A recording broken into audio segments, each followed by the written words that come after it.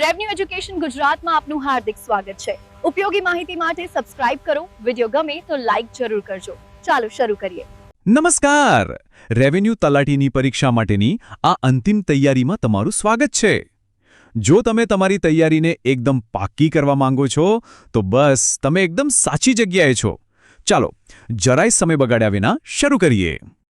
તો જુઓ, આગામી થોડી જ મિનિટોમાં આપણે પૂરા 50 સૌથી અગત્યના પ્રશ્નોનું ઝડપી રિવિઝન કરીશું। આ તમારી તૈયારીને ચકાસવાની એકદમ જોરદાર તક છે। ચાલો જોઈએ કે તમને આમાંથી કેટલા જવાબો આવડે છે। તો તૈયાર છો? Let's go! ઓકે, તો આપણો પહેલો વિભાગ છે ગામના નમૂનાઓ।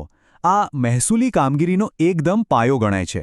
ચાલો જોઈએ કે આ મૂળભૂત વિષય પર આપણી પકડ કેટલી મજબૂત છે। પ્રશ્ન નંબર 1, જમીન મહેસૂલના તમામ હિસાબોનો પાયો કયો નમૂનો છે? ગામનો નમૂનો નંબર 1। પ્રશ્ન નંબર 2, જંગલની જમીન અને તેની ઉપજની નોંધ ક્યાં થાય છે? ગામનો નમૂનો નંબર 1A। પ્રશ્ન નંબર 3, બિનખેતી જમીનના મહેસૂલની નોંધ કયા નમૂનામાં થાય છે? ગામનો નમૂનો નંબર 2। પ્રશ્ન નંબર 4, ઇનામી જમીનોનું પત્રક કયા નમૂનામાં રાખવામાં આવે છે? ગામનો નમૂનો નંબર 3। પ્રશ્ન નંબર 5, પરચુરણ જમીન મહેસૂલનું પત્રક કયું? ગામનો નમૂનો નંબર 4। પ્રશ્ન નંબર 6, ગામનો ઠરાવ બંધ કયો નમૂનો છે? ગામનો નમૂનો નંબર 5। પ્રશ્ન નંબર 7, હકનું પત્રક કયા નમૂનાને કહેવાય છે? ગામનો નમૂનો નંબર 6। પ્રશ્ન નંબર 8, જમીનની કાચી નોંધ કયા નમૂનામાં કરવામાં આવે છે? ગામનો નમૂનો નંબર 6। પ્રશ્ન નંબર 9, તકરારી કેસનું રજિસ્ટર કયું છે? ગામનો નમૂનો નંબર 6। પ્રશ્ન નંબર 10, જમીનની અનુક્રમણિકા કયો નમૂનો છે? ગામનો નમૂનો નંબર 7। પ્રશ્ન નંબર 11, ખેડૂતોની ખાતાવહી કયા નમૂનાને કહેવામાં આવે છે? ગામનો નમૂનો નંબર 8A। પ્રશ્ન નંબર 12, જમીન મહેસૂલ ભર્યાની પહોંચ કયા નમૂનાની હોય છે? ગામનો નમૂનો નંબર 9। પ્રશ્ન નંબર 13, તાલુકા તિજોરીમાં નાણાં ભરવા માટેનું ચલણ કયું છે? ગામનો નમૂનો નંબર 10। પ્રશ્ન નંબર 14, જમીન મહેસૂલના હપ્તા નક્કી કરતું પત્રક કયું છે? ગામનો નમૂનો નંબર 11। પ્રશ્ન નંબર 15, ખેતરમાં વાવેલા પાકની વિગતો કયા નમૂનામાં હોય છે? ગામનો નમૂનો નંબર 12। પ્રશ્ન નંબર 16, આખા ગામના પાકનો કુલ અંદાજ કયો નમૂનો છે? ગામનો નમૂનો નંબર 13। પ્રશ્ન નંબર 17, જન્મ મરણનું રજિસ્ટર કયો નમૂનો છે? ગામનો નમૂનો નંબર 14। પ્રશ્ન નંબર 18, પશુધનની ગણતરીનું પત્રક કયું છે? ગામનો નમૂનો નંબર 15। પ્રશ્ન નંબર 19, ગામના પાણીના સાધનોનું પત્રક કયું છે? ગામનો નમૂનો નંબર 16। પ્રશ્ન નંબર 20, આવક જાવક રજિસ્ટર કયું છે? ગામનો નમૂનો નંબર 17।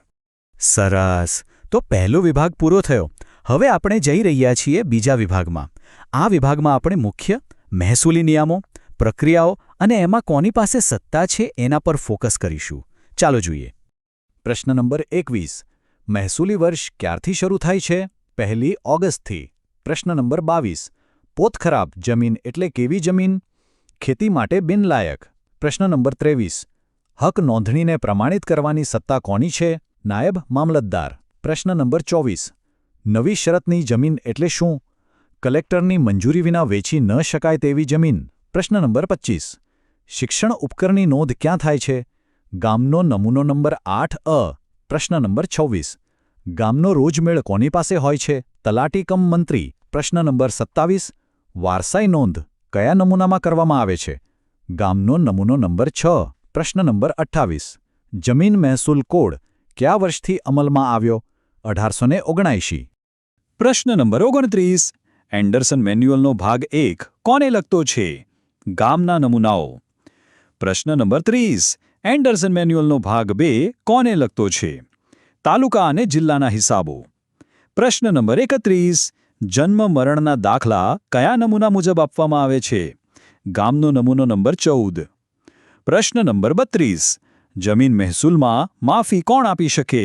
કલેક્ટર અથવા સરકાર? પ્રશ્ન નંબર 33, ગણોતિયાની નોંધ કયા નમૂનામાં થાય છે? ગામનો નમૂનો નંબર 7। પ્રશ્ન નંબર 34, આનેવારી કોણ નક્કી કરે છે? મામલતદાર કે કલેક્ટર? પ્રશ્ન નંબર 35, રોજમેળ બંધ કરતી વખતે સિલક કઈ રીતે લખાય છે? આંકડા અને શબ્દોમાં? પ્રશ્ન નંબર 36, નોટિસ 135D કેટલા દિવસની હોય છે? 30 દિવસ. પ્રશ્ન નંબર 37. વાંધા અરજી કોની પાસે કરી શકાય? તલાટી કે મામલતદાર? ખૂબ જ સરસ. તો હવે આપણે આવી ગયા છીએ અંતિમ વિભાગ પર. આ વિભાગમાં આપણે વ્યવહારુ એટલે કે ફિલ્ડ લેવલની પરિભાષા અને એવી બાબતો પર ધ્યાન આપીશું જે દરેક તલાટીએ જાણવી જ જોઈએ. ચાલો શરૂ કરીએ. પ્રશ્ન નંબર 38. જમીનનો આકાર કયા નમૂનામાં લખાય છે? ગામનો નમૂનો નંબર 1. પ્રશ્ન નંબર 49. પશુ ગણતરી કેટલા વર્ષે કરવામાં આવે છે? દર 5 વર્ષે. પ્રશ્ન નંબર 40. ખેતી વિષયક ગણતરી કેટલા વર્ષે થાય છે? દર 5 વર્ષે. પ્રશ્ન નંબર 41. મ્યુટેશન એટલે શું? હકોમાં ફેરફાર. પ્રશ્ન નંબર 42. ખરીફ પાક એટલે કયો પાક? ચોમાસુ પાક. પ્રશ્ન નંબર 43. રવિ પાક એટલે કયો પાક? શિયાળુ પાક. પ્રશ્ન નંબર 44. ગામતળ એટલે શું? ગામના રહેઠાણ માટેની જમીન. પ્રશ્ન નંબર 45. જમીન મહેસૂલ ન ભરાય તો કઈ કલમ હેઠળ દંડ થાય? કલમ 150. પ્રશ્ન નંબર 46. ચલણની કેટલી નકલો તૈયાર કરવામાં આવે છે? 3 નકલ. પ્રશ્ન નંબર 47. ખેડૂત પોથી કોણ ઇસ્યુ કરે છે? મામલતદાર કચેરી. પ્રશ્ન નંબર 48. આકાશિયા જમીન એટલે શું? વરસાદ આધારિત જમીન. પ્રશ્ન નંબર 49. ક્યારી જમીન એટલે શું? ડાંગર માટેની જમીન. પ્રશ્ન નંબર 50. બાગાયત જમીન એટલે શું? કૂવા કે કેનાલથી સિંચાઈ થતી જમીન. અને બસ આ સાથે જ આપણે 50 મહત્વપૂર્ણ પ્રશ્નોની સમીક્ષા પૂરી કરી. આશા છે કે આ એકદમ ઝડપી રિવિઝનથી તમારો આત્મવિશ્વાસ ચોક્કસ વધ્યો હશે. આ બધું જ જ્ઞાન તમારી સાથે પરીક્ષા ખંડમાં લઈ જાઓ. તમારી પરીક્ષા માટે ખૂબ ખૂબ શુભેચ્છાઓ. સફળતા જરૂર મળશે. વિડિયો જોવા બદલ આપનો આભાર. લાઈક કરો, સબસ્ક્રાઇબ કરો અને શેર કરવાનું ભૂલતા નહીં. ફરી મળીએ નવા વિડિયો સાથે. ધન્યવાદ.